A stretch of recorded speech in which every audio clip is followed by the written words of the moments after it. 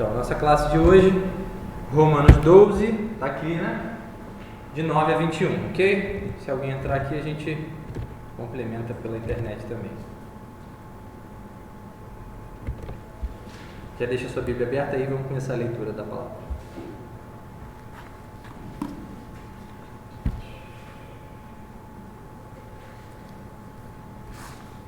Vamos lá, Romanos 12, a partir do versículo 9, eu vou ler, tá? O amor seja sem hipocrisia, detestai o mal, apegando-vos ao bem. Amai-vos cordialmente uns aos outros com amor fraternal, preferindo-vos em honra uns aos outros. No zelo não sejais remissos, sede fervorosos de espírito, servindo ao Senhor. Regozijai-vos na esperança, sede pacientes na tribulação, na oração perseverantes. Compartilhai as necessidades dos santos, praticai a hospitalidade. Abençoai os que vos perseguem, abençoai e não amaldiçoeis. Alegrai-vos com os que se alegram e chorai com os que choram. Tende o mesmo sentimento uns para com os outros. Em lugar de serdes orgulhosos, condescendei com o que é humilde. Não sejais sábios aos vossos próprios olhos. Não torneis a ninguém mal por mal, esforçai-vos por fazer o bem perante todos os homens. Se possível, quanto depender de vós, tende paz com todos os homens. Não vos vingueis a vós mesmos, amados, mas dai lugar à ira, porque está escrito: a mim me pertence a vingança, eu é que retribuirei, diz o Senhor. Versículo 20. Pelo contrário, se o teu inimigo tiver fome, dá-lhe de comer. Se tiver sede, dá-lhe de beber. Porque fazendo isto, amontoarás brasas vivas sobre a sua cabeça. Não te deixes vencer do mal, mas vence o mal com o bem. Vamos orar mais uma vez. Senhor, muito obrigado pelo privilégio de estarmos aqui estudando a Tua Palavra. Que o Teu Espírito Santo possa suprir as minhas dificuldades e que a Tua Palavra seja comunicada aos nossos corações aqui, para que a gente cresça em amar o Senhor e te obedecer, e que a gente possa compreender a potência, o poder que o Teu amor tem, Senhor. Em nome de Jesus. Amém. Beleza? Pessoal que veio hoje de novo da classe do módulo básico, sejam bem-vindos, tá? Um aviso já para não esquecer, na semana que vem não estaremos nenhuma classe funcionando. Todas as classes vão para o templo, porque a gente vai ter uma aula em classe única, porque a gente vai fazer oficialmente, né, o encerramento da nossa EBD, tá bom? E aí a gente vai ter um professor convidado lá no templo falando para todo mundo de uma vez só, beleza? Todo mundo ciente. Se vocês virem alguém na semana que vem, a gente já avisa para todo mundo ir para o templo, tá bom? Então, beleza. A gente estava falando aqui agora com a classe que a gente vem estudando a carta aos Romanos. Desde o capítulo 9, ali o apóstolo Paulo começa a entrar numa parte muito teológica. O que é isso, teológica? Né? Ele começa a pegar os conceitos, as coisas que existem espiritualmente e a interpretá-las. Entendeu? Tipo assim, como é que as coisas acontecem espiritualmente? Como é que se dá a salvação? Qual é o fator mais relevante, mais preponderante para a salvação? A gente viu tudo isso a partir do capítulo 9. E aí ele chegou e encerrou mais ou menos essa parte teológica. Não vou falar encerrou, né? Mas ele fez um desfecho ali no final do capítulo 11. E entrou no capítulo 12 numa parte que a gente chama de parte prática. Ou seja, o que a teologia tem a ver com a prática para o cristão. Beleza? A gente começou a ver isso desde a aula passada. No domingo passado a gente não teve aula aqui nos jovens. Mas na aula anterior a gente começou a ver os desdobramentos da teologia na vida do cristão. Então, o que isso diz para mim e para você? Que a teologia, agora eu vou resumir, né? Vou traduzir. O estudo sobre Deus, ou o conhecimento da palavra de Deus, ela tem que ter uma aplicação prática. Beleza? Qual é o problema hoje? E sempre foi assim também. Pessoas que pegam a teologia e se esquecem da parte prática. Não é isso? Então, às vezes a gente vê pessoas que sabem muito da doutrina, mas que aplicam muito pouco a doutrina. Porque a doutrina não foi feita para ser simplesmente conhecida ou estudada, ou para a gente, né, encher a nossa cabeça com informações. A doutrina foi feita para que a gente pudesse aplicá-la. Correto? Beleza? Então, pessoal que está vindo hoje, fiquem bem à vontade, tá? Todos vocês, para me perguntar, para parar a aula, fazer observações, aqui é para isso, tá bom? Sônia, tudo bem? Tranquilo? Então tá, qualquer dúvida me fale, beleza? Então vamos lá. Primeiro versículo então de hoje. O amor seja sem hipocrisia. Alguém define para mim o que seria hipocrisia? Bom dia. Bom dia, Mário. Posso adicionar mais algo? Pode, seja bem-vindo. Se tiver aqui, eu já estou com a classe do módulo básico aqui também. Bom dia. Fala pra mim aí, o que significa soteriologia? Brincadeira. Pode deixar. Quando o link para ele colocar lá no grupo. Vou mandar aqui, peraí. Tá bom, vou te mandar agora.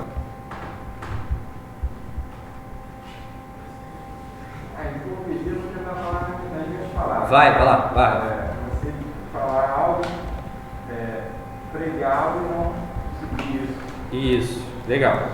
É isso mesmo? No contexto da igreja é isso mesmo. É pregar algo e não viver. Mas o que seria hipocrisia num contexto mais abrangente? Alguém sabe dizer? Por exemplo, lá em casa, lá fala, Bruno, não bota a toalha na minha cama. Eu vou lá e boto a toalha na cama dele. Fala, eu não faço isso, eu acabo fazendo. Entendi. Isso não importa, né? É isso? Isso é um outro contexto, né? Também é é. muito pesado, não queria falar isso. Tá bom, não, tudo bem. Mas é isso. Não, é isso também. É porque eu peguei aqui da origem, né? A gente está usando, o pessoal que não está acostumado com a classe nossa, que quiser, tá? Dá uma olhada. Esse livro aqui é um livro auxiliar que a gente está vendo comentários sobre a carta aos Romanos. Esse cara aqui, chamado John Stott, é uma referência mundial aí de teólogos. Dá uma olhada aí, passa por lá, tá? Beleza? É muito bom.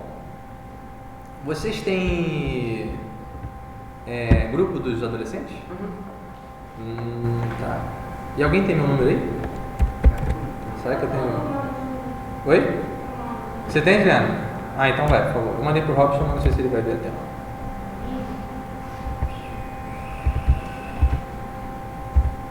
Tá? Então, beleza. Hipocrisia. A ideia está relacionada ao termo, né? Hipocrisia lá nos primórdios ali. Era a ideia do ator. Lembra do ator de teatro? Antigamente, bem antigamente, isso já existia. E às vezes o hipócrita era aquele que ensinava coisas, ou seja, ele fingia ser aquilo que ele não era. É o ator. Então, quando ele estava ali usando as máscaras, por exemplo, ele estava fazendo como se ele fosse alguma coisa que ele não é. Entendeu? E é mais ou menos por aí, trazendo para o nosso contexto. O Rafael já deu uma boa contextualizada. Eu prego algo que eu não vivo, certo? Mas vamos pensar aqui na ideia do amor. Se eu estou amando alguém, eu posso amar verdadeiramente, mas eu posso amar, aí eu vou colocar aspas, né? Alguém de maneira fingida. Alguém me dá um exemplo aí de como poderia ser isso? Como é que eu posso amar alguém de maneira fingida hoje? Vai, Flamenguista.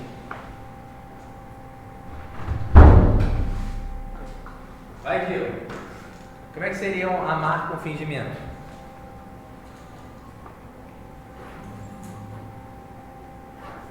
Ninguém? Mais ou menos isso que o nosso amigo falou ali. Que ele foi? Mostrar algo que não se é.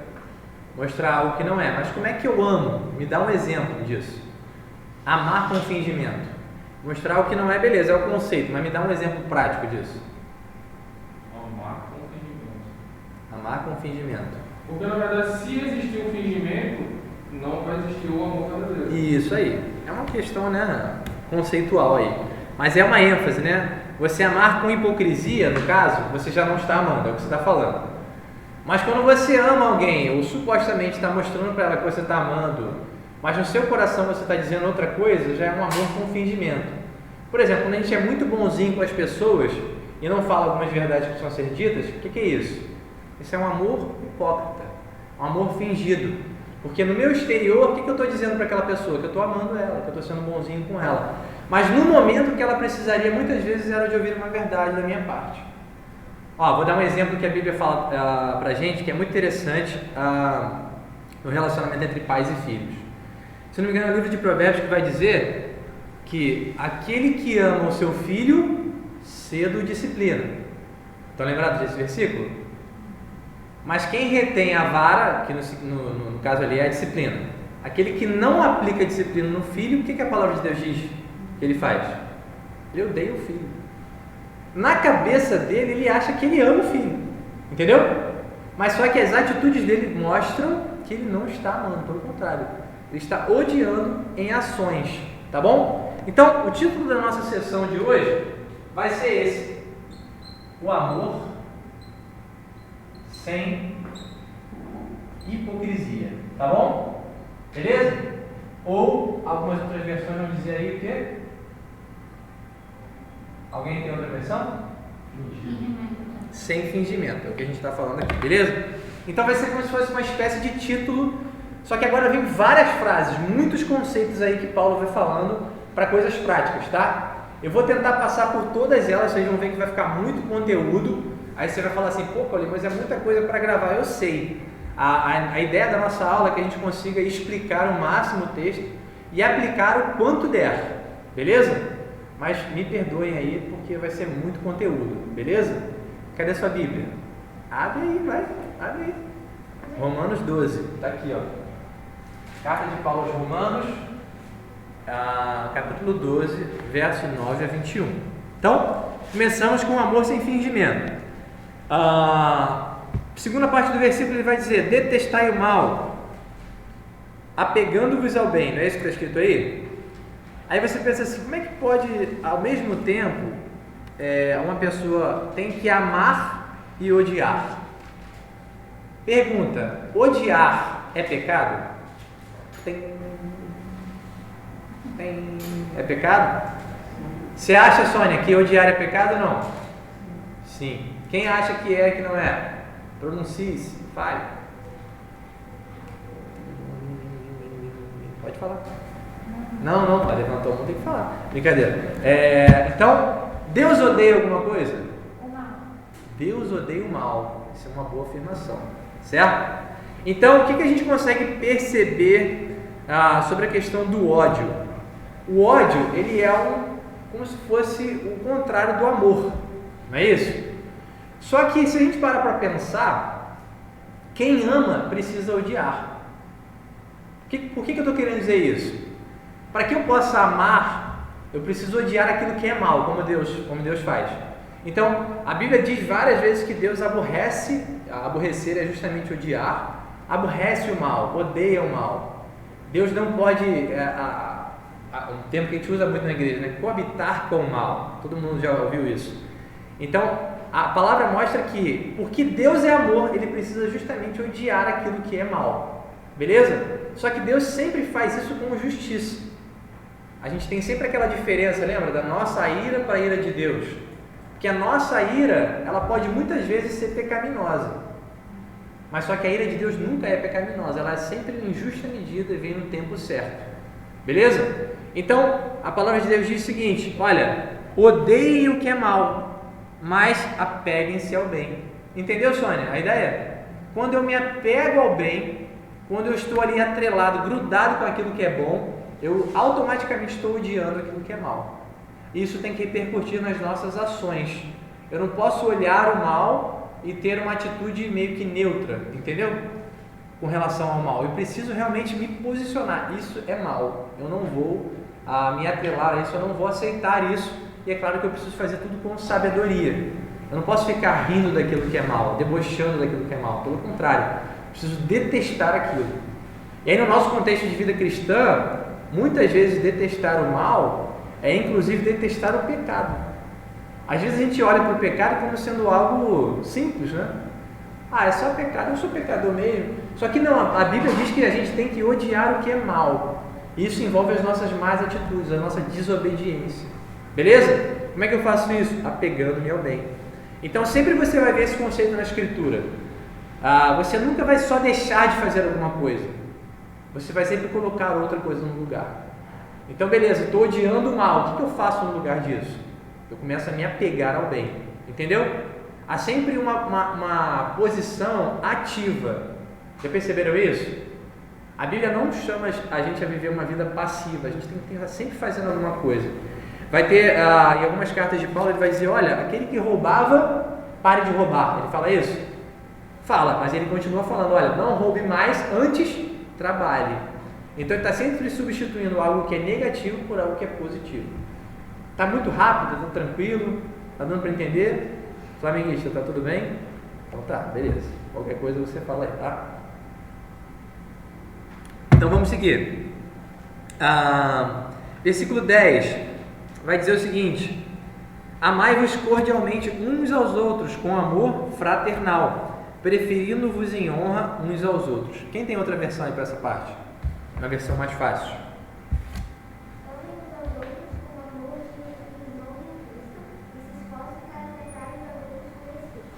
Muito bem. Amem uns aos outros como irmãos em Cristo, não é isso? Então a ideia que Paulo está trazendo aqui para a igreja de Roma é que eles precisavam se amar, certo? Uns aos outros. Como? Com amor de irmãos. E aí ele traz essa ideia do que já existia no contexto familiar, que é normal a gente ter uma afeição, um sentimento positivo para com os nossos irmãos familiares de sangue. E ele traz isso para dentro da comunidade cristã, que assim como na nossa casa deveria ser também na nossa igreja. E aí tem um espelho muito grande da igreja como família, coisa que hoje às vezes as pessoas sabem do conceito, mas não tratam como se fosse. Você já parou para pensar que em muitos lugares a igreja é como se fosse uma empresa? Já parou para pensar nisso? Como é que eu posso perceber isso? As pessoas enfatizando crescimento, crescimento, crescimento, em detrimento do amor aos irmãos. Não tem problema crescer. O problema é crescer sem amor. Entendeu? Então, como é que eu quero só o crescimento da igreja sem amar os meus irmãos? Eu venho para a igreja para ver ela crescer ou venho para a igreja para amar os meus irmãos e assim ela crescer naturalmente? Há uma diferença, certo? Então, Paulo traz essa ideia para dentro da igreja. Preferindo-vos em honra. Qual é a outra versão? A sua, qual é? Está aí. Versículo 10, a parte final dele. Tá, e alguém tem outra versão? 10. Dediquem uns aos outros com amor. O que mais? Prefiram dar honra aos outros mais do que a vocês. Legal, então essa versão ficou boa.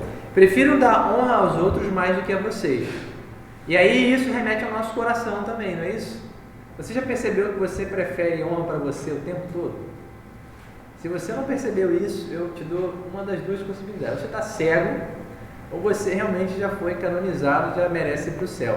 Só que eu acho que a segunda opção ela não é muito boa não. Então a primeira é, a gente tem essa ideia sempre de egocentrismo, já percebeu? Por quê? Porque nós somos pecadores, não é?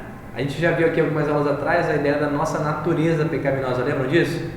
A nossa natureza pecaminosa é algo tão forte, que ela faz com que a lei de Deus se enfraqueça. Lembra disso que a gente já viu lá atrás? Ou seja, ela é terrível. A gente não pode brincar com a nossa natureza pecaminosa. Beleza? Então, nesse contexto de irmãos de igreja, a gente tem que aprender a preferir dar honra uns aos outros. No final da aula, a gente vai chegar no conceito de que o amor, ele sempre se manifesta de maneira prática. E aí há um contraste muito grande do que a gente vê no mundo, por exemplo. O amor sendo tratado como um mero sentimento, uma paixão, não é isso? Que a pessoa não tem domínio de si e ela faz porque ela se apaixonou. Só que o amor é diferente, o amor ele é sempre positivo e ele vai sempre se revelar de maneira prática, entendeu? E é isso que a gente está vendo aqui, Paulo mostrando que o amor ele deve ser sem hipocrisia, sem fingimento. E aí ele vai traçar uma série de diretrizes aí para mostrar como é que o amor tem que ser. Beleza? Tudo bem até aqui? Tranquilo, né? Então vamos seguir. Quando a gente fala sobre essa questão de que a gente tem que tratar os outros com amor fraternal, isso é mais uma lembrança, até coloquei aqui uma aplicação, de que nós não vivemos num clube. Já percebeu? Tem gente que vem para a igreja porque ela precisa socializar, né? Vem para a igreja para se sentir bem. Você cansa de ver isso. Por que você vai para a igreja? Porque eu me sinto bem lá, né? Fico bem com Deus lá. Mas será que é para isso que você vem à igreja?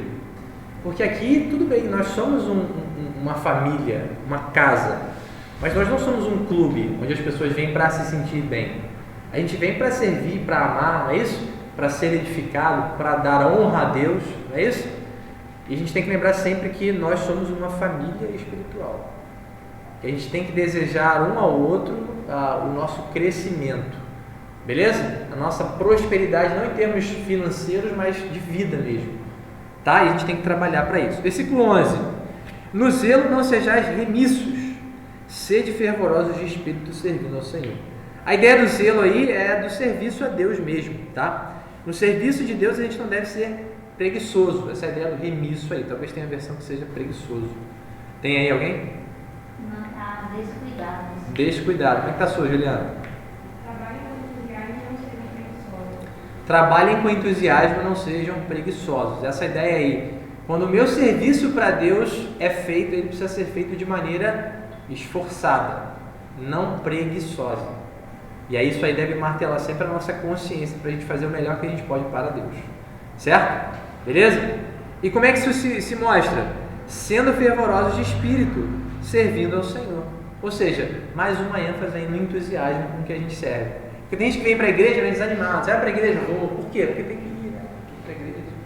Os adolescentes aí, né? Porque meu pai manda, porque minha mãe manda, tem que ir. Mas vir para a igreja é uma extensão do nosso serviço a Deus, que não é feito só na igreja, concorda? O nosso serviço a Deus é feito 24 horas por dia, dentro da nossa casa, do nosso trabalho, da nossa faculdade, da nossa escola, das jovens agora. Então isso tudo é servir ao Senhor, especialmente quando nós estamos dentro da igreja, junto com os nossos irmãos. Não é isso? A gente precisa ser entusiasmado por esse sentido, beleza? Então a gente tem que ter alegria aqui para servir a Deus. Pedir assim, Senhor, me dá alegria para te servir, me dá graça para que eu esteja aqui entusiasmado, animado para te servir. Isso pode fazer parte das nossas orações também. Então, fervorosos.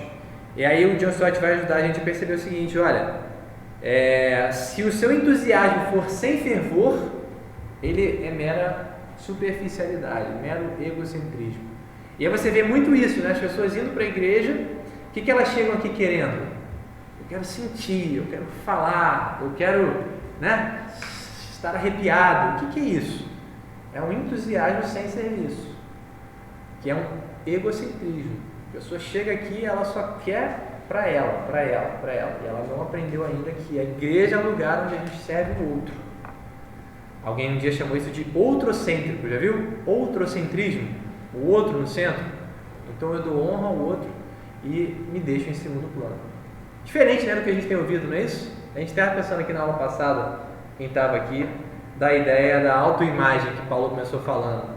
E na nossa sociedade, o que se fala mais? Que você tem que se amar mais, que você tem que estar melhor, que é você, aí aparece lá no outdoor, você merece. Mas assim, a gente merece alguma coisa? Não. A gente merece nada, né? O que a gente recebe porque Deus é gracioso. A gente tem que o exemplo lá em Filipenses 2 é justamente isso. Jesus, ele merecia todas as coisas. E o que ele fez? Ele esvaziou-se de si mesmo. E nós temos o exemplo de Jesus, que merecia tudo, tinha tudo, para seguirmos o exemplo dele. Como? Nos transformando em servos, não é isso? Desejando dar glória a Deus, sendo obedientes até o final, não é isso? Esse é o exemplo que nós temos de Jesus, beleza? Versículo 12, aí entra no esqueminha aqui bem legal, vai dizer o seguinte: regozijai-vos na esperança, sede pacientes na tribulação e na oração perseverantes. Vamos lá, o que significa regozijar-se? Alguém sabe? Se alegrar. Mas tem uma ênfase aí, o que é? Não é somente se alegrar. Vamos lá? Se o tema temos aí 3 temas, não é isso? Esperança. Qual é o segundo? Tribulação. E qual é o terceiro? Oração. O tema é oração, né? Como se fosse o contexto, tribulação e oração. Então, vamos lá. Quando vier na sua cabeça esperança, o que significa isso aí na Bíblia? Nesse contexto aí. Na esperança você tem que fazer o quê? Então, quando o tema é esperança, o que vem à sua cabeça?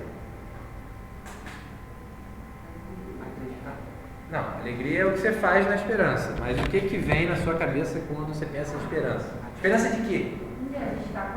Estar com Deus. Beleza, estar com Deus. Vou botar aqui.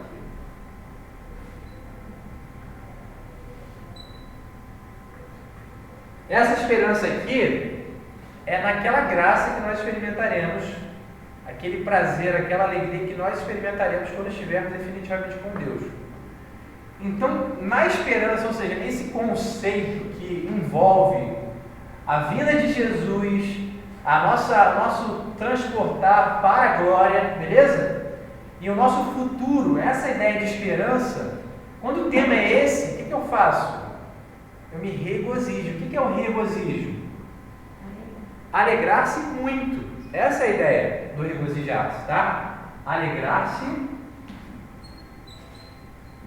muito. Ok? Então, ó, você tem um grande motivo sempre para se alegrar muito.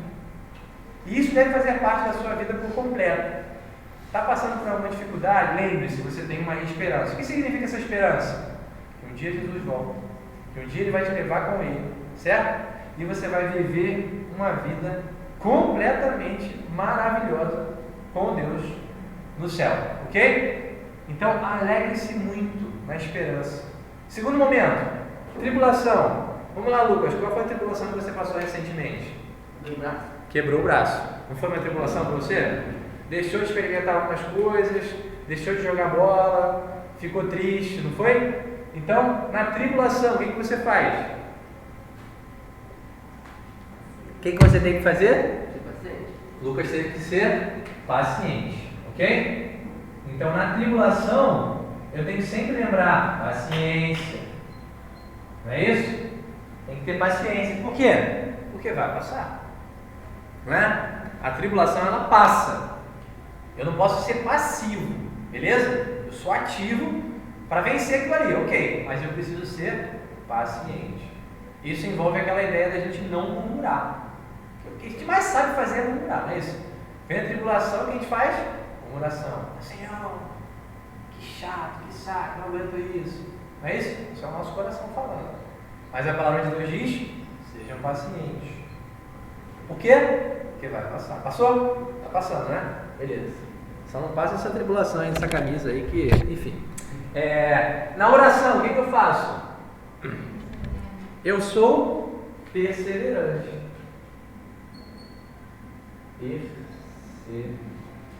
Perseverança. Agora, você já percebeu a dificuldade que a gente tem de fazer essas três coisas?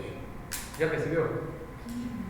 Alguém um dia falou assim, se a Bíblia dá uma ordem, irmãos, é porque a gente tem muita dificuldade de fazer.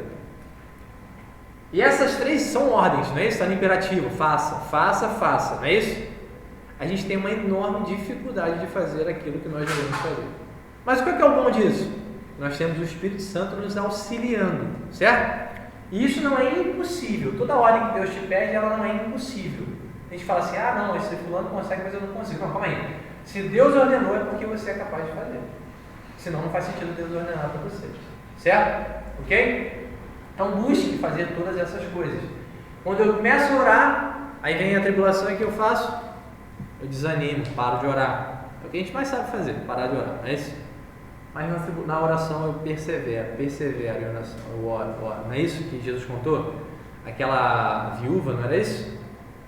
E o juiz Inico, ela batia lá na porta dele, não era isso? Falava assim, faz justiça. E ele estava justamente demonstrando a necessidade de perseverar em oração. Porque Deus é muito melhor do que aquele juiz Inico. Deus responde à oração. Beleza? Tranquilo? Sônia, tá tudo bem? Tá entendendo? Beleza, então tá, vamos lá. Segue o texto. Versículo agora 13. Compartilhar as necessidades dos santos, praticai a hospitalidade. A ideia de compartilhar a necessidade é você tanto sofrer o sofrimento dos irmãos, quanto compartilhar os seus bens, tá? E aí estava ouvindo o Augusto Nicodemos falando, muito interessante, ele falou assim, aqui morre já fácil a teologia da prosperidade. Por quê? Porque ele está falando que os santos aqui, não é isso? Eles passam por necessidade. Quem são os santos aqui? Quem me responde? Os salvos. Todo filho de Deus é chamado de santo na Bíblia, certo? Por isso que eu não chamo Maria de santa, não chamo João de santo, Paulo de santo. Por quê? Posso até chamar, mas eu também sou santo, como ele. Aí você vai assim, caraca, você é santo como Maria? No contexto bíblico eu sou. Eu não sei se ela era mais santa do que eu, é bem possível que sim, né? Pelo serviço dela, mas só que não há uma classe diferente, entendeu? As pessoas da sociedade, elas fazem umas classes que não existem na Bíblia. Por quê? O que é ser santo, gente? É crer em Jesus e ser salvo. Você ser santo. Você foi separado para Deus, por Ele mesmo. Então, toda vez que você está sem essa camisa, você é santo. Entendeu? Brincadeira. Se você é crente em Cristo, você é santo. Ponto. Então, os santos têm necessidade e os santos têm que se ajudar, compartilhando as necessidades. Ele fala sobre praticar a hospitalidade, que era uma coisa muito importante lá naquela época. Hoje também, mas a gente tem um contexto um pouquinho diferente. Antigamente, o Stott vai dizer pra gente que as hospedarias eram muito escassas. Então, você ter lugar para as pessoas se hospedarem era muito difícil. Os locais não eram bons. Hoje você tem um hotel fácil de você achar. Mas não muda o princípio e a ordenança de sermos hospitaleiros. A ideia de abrir a casa a outras pessoas. E aí o Stott até pontua um amor pelos estranhos, um amor pelos estrangeiros, tá? Que também é possível aí. Aí entra o versículo 14, a gente vai pular ele, porque a gente vai entrar junto com ele no versículo 17. Mas vamos para o 15 agora. Alegrai-vos com os que se alegram e chorai com os que choram. Pergunta, é mais fácil se alegrar com os que se alegram ou chorar com os que choram? Vamos ouvir o que vocês acham. O que é mais fácil? Alegrar com os que se alegram? Chorar com os que choram. Você tem que se decidir. É chorar com os que choram pra você? Tá, você tem certeza. Então, chorar com os que choram é mais difícil. Alegrar com os que se alegram é mais difícil. Tá, o que mais? Fazer a votação aqui? 2 contra 1. Hã? Depende muito do se alegrasse. Porque normalmente. Fala mais alto. Depende do contexto do se alegrasse. Porque muitas das vezes a gente sente muita inveja da felicidade do outro. Ele sente, né, Kevin? Parabéns. Muito bem, ó. Israel, né? Falou que é uma coisa muito interessante, depende do contexto, porque às vezes a gente sente inveja, não é isso? E aí o alegrar-se com os que se alegram vai ficar muito difícil. Gente, eu já ouvi tanta coisa de pastores falando, é mais fácil se alegrar, é mais fácil. Depende do contexto, exatamente isso. Tem momentos em que chorar com os que choram é muito difícil, porque a gente não tem aquela empatia com a pessoa, sabe? E aí eu me alegro porque eu não estou na pele dela. Isso é o nosso coração falando, não é isso? Então aí nesse sentido seria mais fácil se alegrar. Mas quando a pessoa tem aquilo que eu gostaria de ter e eu não tenho, se torna muito difícil também alegrar-me com ela. Ou seja, a Bíblia não pontua que é mais fácil aqui. Ela só fala que os dois são necessários. Ou seja, você vê alguém passando necessidade, dificuldade, olha, chore com ela. Compartilhe da dor dela. Tente se colocar no lugar dela e ver o que você pode fazer para ajudá-la naquela situação. Você chorar com os que choram. Não é isso? Agora, a pessoa recebeu uma bênção que você queria, mas você não recebeu. Essa. Quer dizer, nesse contexto, né? Obrigado, Israel. Então, é necessário que a gente entenda que tanto o partilhar do bem quanto o partilhar da dificuldade são necessárias. Por quê? A gente está unido ali com aquela pessoa. Então eu estou vendo meu irmão passando dificuldade, cara, eu choro com ele. Eu preciso levar o meu coração a fazer isso. Eu não sou guiado pelas minhas emoções, eu posso conduzir as minhas emoções. E muitas vezes contrariar as emoções. Você já pensou nisso? O cristão é uma criatura excepcional. Por quê? Porque ele tem a palavra de Deus e o Espírito Santo. Isso aí já te faz totalmente diferente de alguém que não conhece a Deus. E tendo essa noção do conselho de Deus para a sua vida, você pode até negar as suas emoções. Por que você não se leva ou não se lança ao que você mais gosta em muitas ocasiões? Porque você conhece a Deus. E a atitude de crente é ser guiado pelo Espírito, ser guiado pela palavra e não ser guiado pelo coração, certo? Se o teu coração está ali desejoso de fazer aquilo que agrada a Deus, amém, mas isso não é normalmente o que a gente vê. Isso acho que são exceções, muitas vezes, né? Claro, nosso coração é que também é transformado por Deus, beleza? Então, não importa, nós precisamos fazer os dois, chorar com os que choram e alegrar com os que se alegram. Versículo 16, tende o mesmo sentimento uns para com os outros, em lugar de serdes orgulhosos, condescendei com o que é humilde, não sejais sábios aos vossos próprios olhos. A ideia de ter o mesmo sentimento é pensar em concordância, tá? Se você for lá em Filipenses 2:2, vai justamente ter essa ideia, penseis da mesma forma.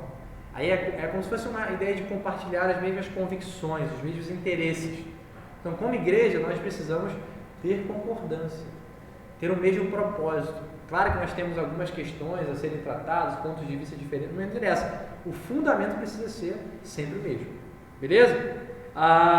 E ele continua, não sejam orgulhosos. Mas quem tem outra versão? Vai, Juliana, sua versão. Não sejam orgulhosos. Aceitem serviços humildes. Quem tem outra versão? Sede unânimes entre vós, não ambicioneis coisas altas, mas acomodai-vos às humildes, não sejais sábios em vós mesmos. Coisas humildes. Quem tem outra versão? 16. Vivei em concórdia entre vós. Não sejais arrogantes, mas adotai um comportamento humilde para com todos. Comportamento humilde. Quem tem outra versão? Tenham a mesma atitude para com os outros. Não sejam orgulhosos, mas estejam dispostos a associar-se com pessoas de posição inferior. Associar-se com pessoas de posição inferior. Você vê que tem versão que fala de coisas, não é isso? Coisas humildes, serviços humildes, pessoas humildes. Já percebeu disso? Vamos juntar tudo aqui, né? A ideia é, a gente não pode ser orgulhoso, arrogante, certo? Não sejamos assim. Por quê? Porque isso não é próprio de cristão. Já viu o crente que chega na igreja? Tem muito lugar que é assim, gente. Aqui na nossa igreja não tem muito. Chega na igreja. Ele é o cara da igreja, já percebeu isso? Gente, isso não existe. Cristianismo, isso não existe. Você chegar uma pessoa pobre na sua igreja, o que você vai fazer? Você vai tratar ela com amor da mesma forma que você trata quem é rico. Não é isso? É o que Jesus falava, não é isso? Olha, se chega alguém, como é que é? Cheio de adereço e tudo mais, você fala assim, olha, senta lá na frente. Aí chega algum pobre, então você fala assim, ó, você senta lá atrás, senta aqui debaixo dos meus pés aqui. Você faz isso? Claro que não. Porque a atitude de crente é, não seja snob. Associe-se com pessoas humildes. Essa questão de não ser orgulhoso e não ser sábio para os olhos, não teria relação direta com a complexidade e concordância? Se você não consegue entrar em concordância com essa atitude orgulhosa e se achando mais sábio, ou Também. como se esse fosse o coletivo, eles quiserem argumentar dessa forma, ou não tem? Eu acho que tem porque está na mesma frase, né? Está no mesmo versículo, inclusive. Então, alguma relação deve ter. De você pensar concordemente e depois ele ainda fecha, né? Não sejais sábios aos vossos próprios olhos. Então, acho que tem a ver, assim, eu não penso também de acordo com o que a pessoa pensa, não tenho concordância, não sigo os mesmos propósitos e acabo meio que me ensoberbecendo e me achando talvez sábio aos meus próprios olhos. Acho que isso também está envolvido no contexto. É porque é difícil, é uma coisa tão abrangente que eu acho que é difícil a gente especificar muito. O Nicodemos estava falando que quando ele tem várias possibilidades, ele até prefere juntar todas para não perder nenhuma. Então acho que é um bom caminho. A gente tem várias possibilidades, nenhuma delas é equivocada. Então a gente pode juntá-las. Tanto de não me ensoberbecer com as minhas ideias, não é isso? Tanto de não me achar alguém que eu não sou, e aí a gente vai lembrar no início do versículo 12, do capítulo 12, que ele fala que eu preciso ter uma imagem de mim mesmo moderada, equilibrada, nem mais nem menos, certo? Mas eu acho que tem a ver com o que você falou também, porque ele termina falando, olha, não sejam sábios aos vossos próprios olhos. Eu até peguei um versículo lá de Provérbios,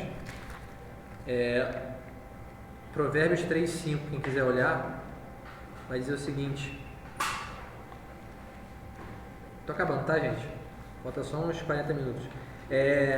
Provérbios 3:5, confia no Senhor de todo o teu coração e não te estribes, ou seja, não se apoie no seu próprio entendimento. Mas confia em Deus. Confia no que Deus diz, na palavra de Deus. Confia em Deus. Não seja arrogante, mas associe com pessoas humildes. Acho que essa versão é a que mais encaixa aqui na minha cabeça nesse caso. Tá? Então, versículo 17 agora, eu vou pegar o 14 e vou colocar ele junto, tá? 14. Abençoai os que vos perseguem. Por que eu estou fazendo isso? Porque o 14 ele vai dizer sobre a questão de vencer o mal, entendeu? De você lidar com aquela pessoa que te faz mal. Então, vencendo o mal, vamos lá. 14. Abençoai os que vos perseguem, abençoai e não amaldiçoeis. Já para pensar que você tem que desejar o bem daquela pessoa que te faz mal? Isso é estranho, né? Mas isso é perfeitamente, como é que posso dizer? correspondente ao cristianismo. Isso é cristianismo, tá? Desejar o bem àquela pessoa que te faz mal. Isso é cristianismo. Então, versículo 17. No 14 ainda tem uma ênfase, tá? Abençoai os que vos perseguem. Ele poderia ter passado por outra expressão. Ele fala de novo. Abençoai, não amaldiçoeis. Interessante, né? Como é que Paulo é sábio, né? Olha, é como se ele tivesse instalado assim, olha, presta atenção, abençoai, não amaldiçoeis. O cara te fecha no trânsito, seu filho da... Deus te abençoe, não é isso? Que Deus te abençoe. Esse deve ser o nosso desejo. Agora versículo 17, pula aí de novo. Não torneis a ninguém mal por mal, esforçai-vos por fazer o bem perante todos os homens. Ou seja, a pessoa te fez o mal, você faz o mal também, é isso? Não, você faz o bem. Isso é difícil, hein? Difícil. Fala, já. Tem outro motivo para você abençoar. Fala alto para todo mundo te ouvir. Outro motivo você abençoar as pessoas que te perseguem, porque normalmente essas pessoas não têm um firmamento muito bom em cristianismo. Sim. Então seria um outro motivo para você abençoar. Claro, sem dúvida. Sempre o desejo é que a gente possa amar as pessoas, a gente vai ver até no final do capítulo, para que as pessoas possam ter uma consciência afetada por aquele ato nosso, certo? Beleza? Então vamos lá. Muito bom, Israel. Você está estudando Carta aos Romanos? Tudo bem. Vamos lá. Não pagar na mesma moeda, essa é a ideia do mal por mal. Eu não pago na mesma moeda, mas eu me esforço por fazer o bem para todos. E aí você vai ter momentos que Paulo vai falar assim, especialmente a família da fé. Ou seja, há uma prioridade de fazer o bem dentro de casa, inclusive na família de Deus. Mas só que eu não deixo de fazer o bem para com os que estão de fora. Beleza? Eu coloquei aqui uma notinha para a gente pensar. Mal é tudo aquilo que Deus reprova. O mal só é mal por quê? Porque Deus fala que é mal. Certo? Se Deus falou que não é mal, não é mal, ponto. Não é uma questão que a pessoa possa perceber, ou que a sociedade possa falar, isso agora é bem, isso agora é mal. A gente está vendo uma época bem difícil, onde as pessoas pegam o mal e chamam de bem, não é isso? Só que se Deus chama de mal, é mal, ponto final. Rimou, né? Deus chama de mal, acabou. Certo? Então a ideia é, tudo tem relação com o que Deus diz. Se Deus falou, meu irmão, não importa o que você pensa, o que você acha, o que você sente, Deus falou, tá bom, ponto. Como é que eu sei disso? Pela palavra de Deus, não é isso? Você crê que a palavra de Deus ela é inerrante? Eu acredito. Ela fala que ela é mesmo, não é isso? Você crê que ela é suficiente para direcionar os seus pensamentos, a sua vida? Você crê nisso? Eu acredito. E a marca da igreja é crer nessas coisas. A gente sempre fala, não é isso? O que a Bíblia é? Nossa única regra de fé e prática. Regra de fé e prática. Fala. Eu tenho uma dúvida. Esse negócio de pagar mal por mal tem a ver só com o sentimento de vingança, agir só por se vingar? Ou tem a ver também com situações assim? Eu não consigo explicar direito, mas situações em que a gente precisa agir de uma consequente atitude da pessoa. Entendeu? Entendi, mas acho que dá no mesmo, no final das contas. Porque a ideia do pagamento. Que a ideia do pagamento é uma retribuição. Então ele vai até repetir aqui, vai falar sobre a questão da vingança. É como se fosse uma retribuição. Não pague a ninguém mal por mal. Ou seja, primeiro você recebeu. E o que você vai devolver para a pessoa? Também é a mesma coisa? E aí você faz aquela ideia, né? Mal mais mal, mal dobrado. Certo? Mal mais bem, o bem ele é maior que o mal, porque Deus vai dizer que você pode vencer o mal com o bem. Então o poder do bem é justamente de vencer. Certo? Mas mal é mal. Aí está lá o diabo lá. Isso aí. Vai lá, crente, hipócrita. É o que o diabo fala que a gente é, não é isso? A gente pode até ser, mas a gente tem que parar de ser. Certo? Como? Pela graça de Deus. Certo? E relembrando quem Deus diz que nós somos. Não é isso? Deus diz que nós somos filhos amados, santos. Isso tem que ecoar na nossa cabeça toda hora. O diabo joga um monte. Não é isso? De mentira na nossa cabeça. A gente tem que sempre relembrar. Quem eu sou? Sou filho amado. Não é isso? Sou santo. A palavra de Deus diz que eu sou santo. Certo? Eu estou em processo de santificação. É o já e eu ainda não. Não é isso? Não é isso, Elton? Muito bem. Então, ele vai dizer em seguida, vou tentar agilizar aqui, vamos lá. Esforçai-vos de fazer o bem perante todos os homens. 18. Se possível, quanto depender de vós, tende paz com todos os homens. Por que se possível? Porque há momentos em que não é possível viver em paz com todos. Você faz o bem, a pessoa te xinga. Você faz o bem, a pessoa te xinga. Você já não convive em paz com aquela pessoa, mas você fez a sua parte. Certo? Então a ideia é essa. Versículo 19. Não os vingueis a vós mesmos, amados, mas dai lugar à ira, porque está escrito assim: não se vingue, mas dá lugar à ira. Assim, eu não me vingo, mas posso me irar? Será isso? É isso? Não é isso, não. Não? Por quê? Porque o texto continua. Aquela regra do contexto. Vai dizer por quê? Porque é uma conjunção, não é isso? Explicativa, Isaac, é isso? Causal? Então tá. Então por quê? Por que eu não me vingo, mas dou lugar à ira? Porque está escrito: a mim me pertence a vingança. Eu é que retribuirei. Quem diz? O Senhor. O Senhor diz que a vingança pertence a Ele. Então dar lugar à ira é dar lugar à ira de Deus. Entendeu? O contexto ajuda a gente a perceber o que Paulo está querendo dizer. Ou seja, a pessoa me fez mal, ao invés de me vingar, eu dou lugar à ira de Deus, que vem no momento certo, da forma certa, com a intensidade certa e sem nenhuma injustiça. A ira de Deus vai passar, certo? Dou lugar à ira. É o que Jesus fez, não foi? Quando ele recebia a afronta, o que ele fazia? Ele ficava calado, né? Ele não revidava, não é isso? Mas o que ele fazia? Ele entregava-se àquele que julga retamente. Olha que coisa fantástica. Jesus sofria, não revidava. Sofria, não revidava. Mas entregava-se àquele que julga retamente. Porque no tempo de Deus e da forma dele, ele irá julgar todas as coisas. E aí você pensa, né? Vamos fazer uma aplicação legal. No nosso cenário político hoje, você vê uma porção de aberrações que você fica assim: nossa, não é possível, eu vou matar esse cara. Meu coração, tá, gente? Às vezes a minha vontade é de matar algumas pessoas. E aí eu tenho que pedir perdão para Deus, não é isso? Porque Jesus não fazia dessa forma. Mas aí eu não pratico aquela ação. Mas lembro que Deus um dia há de retribuir com justiça. E isso deve fazer parte da nossa, sabe, do nosso coração, dos nossos pensamentos. Por quê? Porque se a gente for levar por esse caminho de vingança, a gente vai se estrepar. Só vai aumentar o mal no mundo. Entendeu? Beleza? Então, caminhando mais. Versículo 20. Pelo contrário, se o teu inimigo tiver fome, dá-lhe de comer, se tiver sede, dá-lhe de beber, porque fazendo isto amontoarás brasas vivas sobre a sua cabeça. Essa figura é uma figura difícil, confusa, não é?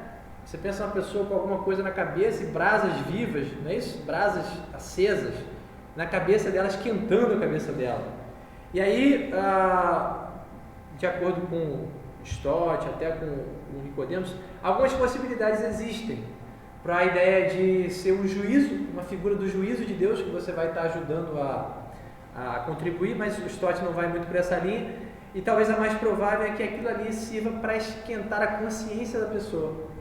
Lembra, a Bíblia usa muito figuras, só que às vezes são figuras muito antigas, que não fazem parte do nosso contexto. Então a gente tem que tentar sempre ver quais são as possibilidades históricas para isso. Mas a ideia é bem possível que seja isso, quando você faz o bem ao seu inimigo, certo? A consciência dele arde, porque ele vai perceber que ele está recebendo bem por alguém que é inocente, que ele tem feito mal. E por fim ele vai dizer: não te deixes vencer do mal, mas vence o mal com o bem. Ou seja, aí eu até coloquei uma frase que uma vez o pastor falou muito legal. Ele falou assim: o amor nunca perdeu uma só batalha. Interessante, né? Porque aos olhos de algumas pessoas, amar às vezes é perder, não é isso?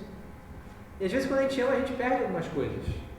Mas só que espiritualmente falando, amar ou fazer o bem de acordo com os olhos de Deus sempre é vencer, sempre, certo? Pode parecer derrota, mas só que é vitória. O exemplo disso é Jesus. O que a pessoa olhava para ele? Ih, olha lá, está sendo lá assassinado, fraco, não consegue sair daí, salvou os outros. Salve-se a si mesmo, não foi falando para ele? O que ele estava fazendo? Paulo vai interpretar, aqui que ele quer fazer teologia, não é isso? Paulo interpreta isso lá em Colossenses, dizendo que ele triunfou na cruz, um local de triunfo. A maior vitória de Jesus foi no momento onde o pessoal achou que ele tinha perdido. Não é isso? Como é que eu posso ver isso? Espiritualmente. Aos olhos de Deus é vitória. Beleza? Pode falar? Quer falar não? Vamos orar para a gente finalizar? Alguém quer falar alguma coisa? Não? Quer falar? Vai? Um exemplo da ira, do juízo de Deus, Não. seria lá com Moisés, a 10ª praga? Seria um exemplo da ira de Deus. Sim, as pragas. Um exemplo da ira de Deus é juízo, castigo. É um sinônimo para ira aí também, tá? E ela vai se manifestar de maneira mais clara no dia do juízo mesmo, quando todas as pessoas vão prestar contas de si mesmo a Deus. Beleza? Tá bom? Vamos orar. Senhor, muito obrigado por esse dia, pelo privilégio que temos de estudar a Tua Palavra, que apesar do grande conteúdo que temos aqui nessa passagem de Romanos, que a Tua Palavra possa ecoar no nosso coração e transformar as nossas vidas, Senhor. Nos dá um domingo de paz na Sua presença, que o Teu nome seja glorificado no nosso meio. Em nome de Jesus. Amém. Avisos. Vamos lá.